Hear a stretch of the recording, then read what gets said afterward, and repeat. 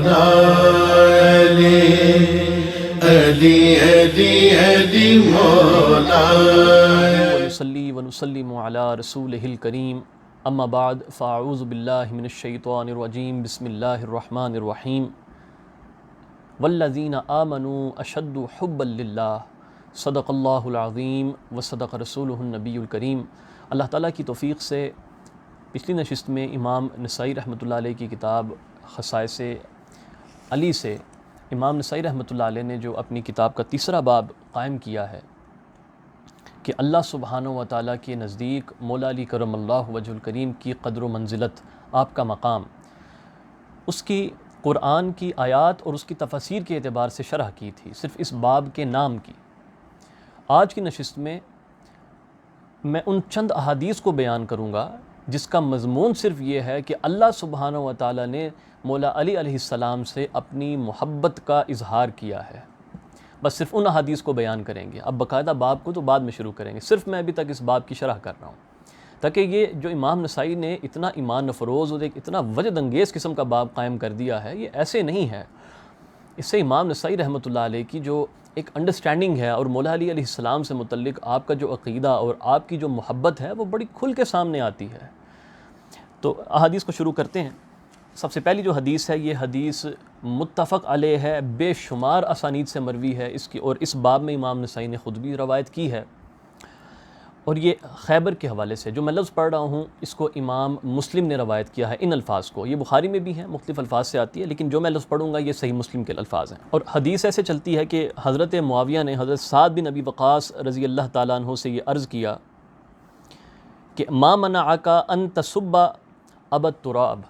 کہ تمہیں کیا چیز اس چیز سے مانے ہے، تمہیں کیا چیز روکتی ہے کہ تم علی کو گالی نہیں دیتے، لفظ سب استعمال ہوا ہے، برا بلا نہیں کہتے، تنقید کا نشانہ نہیں بناتے، یہ الفاظ ہیں اس کے، صحیح مسلم کی حدیث ہے۔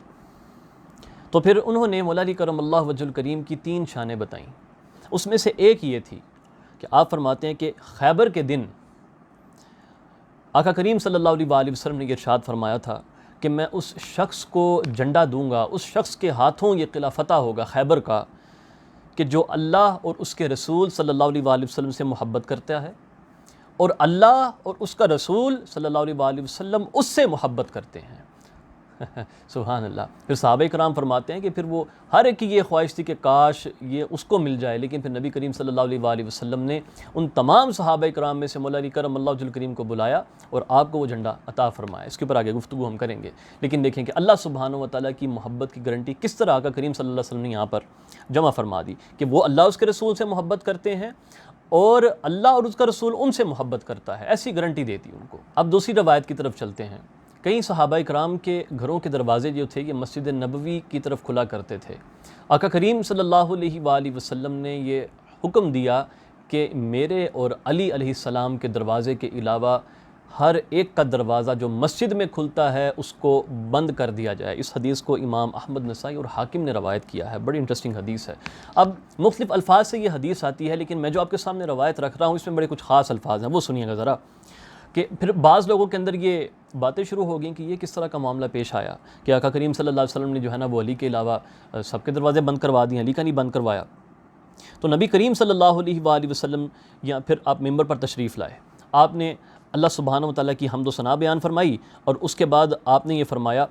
کہ اما بعد فإنی امرت بسد هذه الابواب الا باب علی، کہ میں نے علی کے دروازے کے سوا سب دروازوں کو بند کرنے کا حکم دیا ہے۔ وقال فیہ قائلکم، یعنی پھر لوگوں نے کچھ باتیں وغیرہ کی ہیں، آپ میں سے لوگ باتیں کر رہے ہیں کہ یہ علی کو کیوں ایکسیپشن اس کے اندر سے دی گئی ہے، تو آقا کریم صلی اللہ علیہ وآلہ وسلم نے فرمایا کہ وإنی واللہ ما صددت شیئا ولا فتحتہ، کہ اللہ رب العزت کی قسم میں نے خود سے کوئی چیز نہ کھولی ہے نہ بند کی ہے، ولیکنی، ہاں لیکن معاملہ کیا ہے کہ میں نے وہی کیا ہے، میں نے اسی حکم کی اتباع کی ہے جو مجھے دیا گیا ہے۔ آقا کریم صلی اللہ علیہ وآلہ وسلم کو اللہ کے سوا کون حکم دے سکتا ہے؟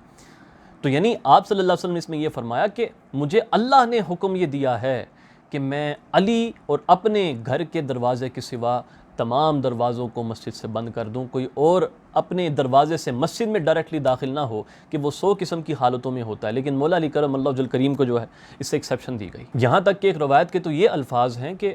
مولا علی علیہ السلام کے لیے ہر اس چیز کو مسجد میں حلال قرار دے دیا گیا جو کہ نبی کریم صلی اللہ علیہ وآلہ وسلم کے لیے حلال تھا۔ اب تیسری روایت سنیے، اس کو امام ترمذی روایت کرتے ہیں اور آپ نے فرمایا یہ حدیث حسن ہے کہ ایک دن نبی اکرم صلی اللہ علیہ وآلہ وسلم نے مولا علی کرم اللہ وجہ الکریم کے کان مبارک میں کچھ سرگوشی کی، یعنی کان میں کچھ چپکے سے کوئی بات کہی، اور حدیث کے الفاظ ہیں کہ وہ بات بہت لمبی ہو گئی، یہاں تک کہ جو ہے وہ صحابہ کرام بھی یہاں پاس بیٹھے ہوئے، تو ظاہری بات ہے ان کے ذہن میں آئے گا کہ کیا بات چل رہی ہے یہ۔ تو نبی اکرم صلی اللہ علیہ وآلہ وسلم نے فرمایا، اور یہ جملہ مجھے بہت حیران کرتا ہے، کبھی سوچیں اس جملے سے متعلق کہ بات ہو کیا رہی ہے۔ آپ نے فرمایا کہ ما انتجیتہ ولکن اللہ انتجاہ، کہ میں نے علی کے کان میں سرگوشی نہیں کی بلکہ اللہ نے سرگوشی کی ہے۔ اللہ اکبر۔ یعنی آقا کریم صلی اللہ علیہ وآلہ وسلم کی زبان سے اللہ نے حضرت علی کے لیے کوئی پیغام بھجوایا ہے، کوئی بات بھجوائی ہے، اور وہ بات ایسی ہے کہ وہ صرف آپ سے کی جا رہی ہے، کسی اور سے نہیں کی جا رہی۔ سبحان اللہ۔ اب ایک اور حدیث اس کے ساتھ ملائیے، اس کو حضرت عبداللہ بن نجی بیان کرتے ہیں کہ مولا علی علیہ السلام نے فرمایا کہ میری آقا کریم صلی اللہ علیہ وآلہ وسلم کے ساتھ ایک خاص گھڑی ہوا کرتی تھی رات کے وقت میں، جس میں نبی صلی اللہ علیہ وآلہ وسلم کے پاس جایا کرتا تھا، اور آقا کریم صلی اللہ علیہ وآلہ وسلم اگر نماز میں ہوتے، اگر میں اجازت مانگتا نماز میں ہوتے تو آپ نماز میں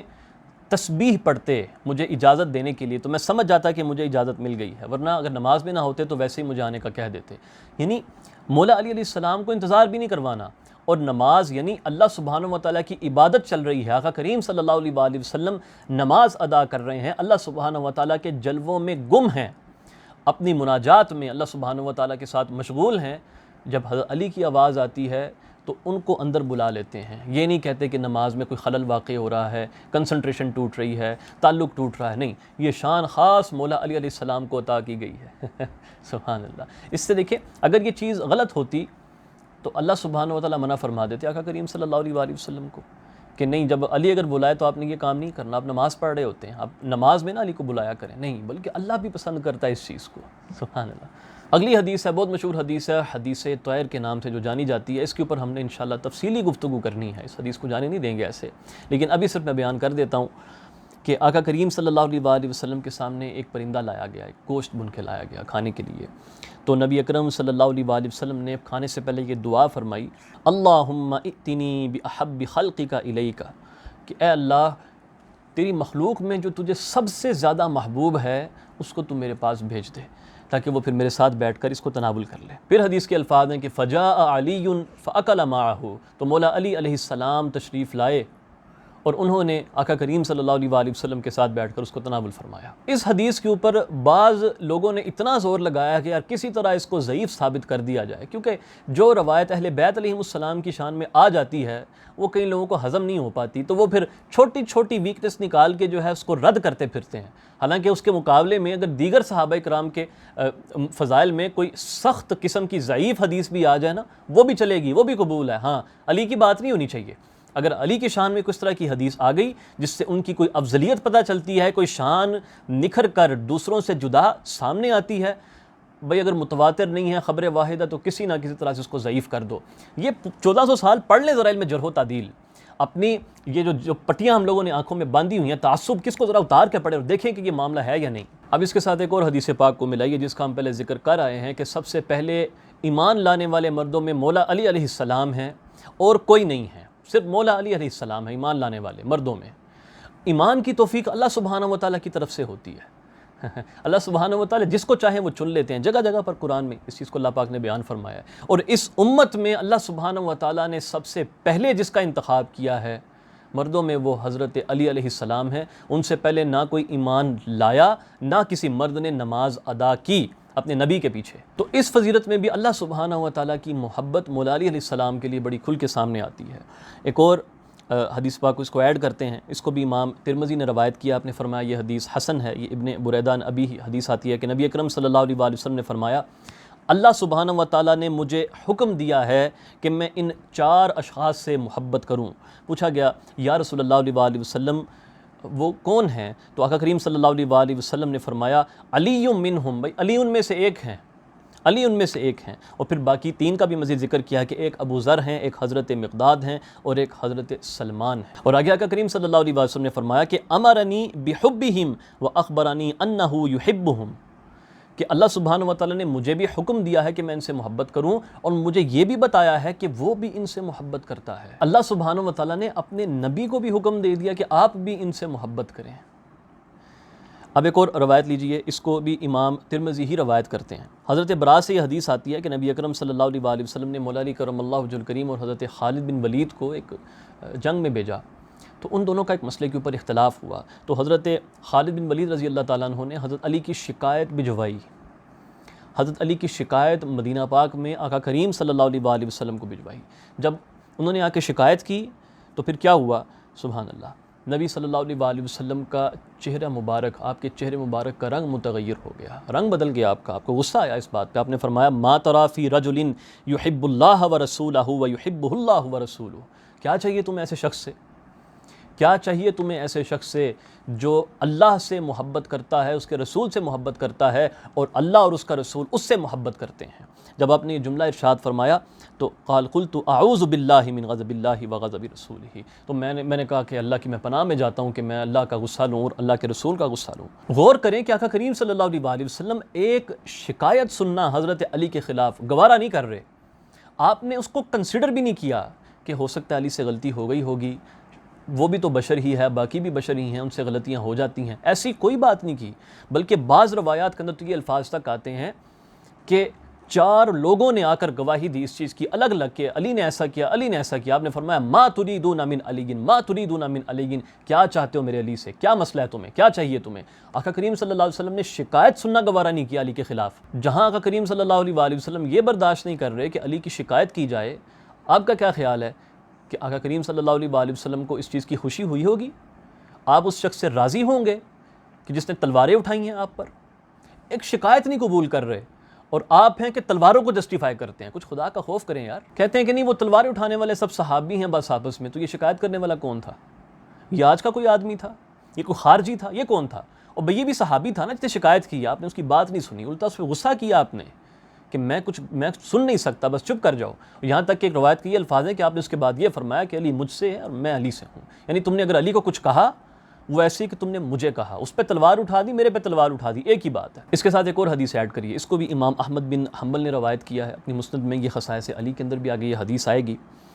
کہ آقا کریم صلی اللہ علیہ وآلہ وسلم نے مولا علی علیہ السلام سے فرمایا کہ کیا میں تمہیں ایک ایسا کلمہ نہ سکھاؤں کہ اگر تم اس کو کہو تو تمہاری بخشش ہو جائے، تمہاری مغفرت ہو جائے۔ ساتھ ہی آپ نے فرمایا کہ کئی جو امت کے لوگ ہیں وہ غلط معنی نہ لیتے پھریں، فرمایا ما انہ مغفور لک، ہاں مگر یہ کہ اللہ نے تو تمہیں ویسے ہی بخش دیا ہوا ہے۔ یہ الفاظ ہیں اس کے یار کہ اللہ نے تو تمہیں ویسے ہی بخش دیا ہوا ہے۔ اور پھر آپ صلی اللہ علیہ وسلم نے ان کو وہ کلمہ سکھایا، لا الہ الا اللہ الحلیم الکریم، لا الہ الا اللہ العلی العظیم، سبحان اللہ رب السماوات السبع ورب العرش العظیم، الحمد للہ رب العالمین۔ اس جملے پہ ذرا غور کریں، ما انہ مغفور لک، کہ جیسے اللہ نے تو تمہیں تو ویسے ہی بخش دیا ہے، لیکن چلو پھر بھی سیکھ لو، آگے روایت کرو، اپنے محبت کرنے والوں کو سکھاؤ، اس سے فائدہ حاصل کریں گے۔ اب ایک اور چیز یہاں پر دیکھیے، اس کو امام طبرانی نے روایت کیا ہے، اس کے راوی ثقہ ہیں، حضرت عبداللہ بن مسعود سے یہ روایت آتی ہے کہ آقا کریم صلی اللہ علیہ وسلم نے فرمایا ان اللہ امرنی ان ازوج فاطمہ من علی،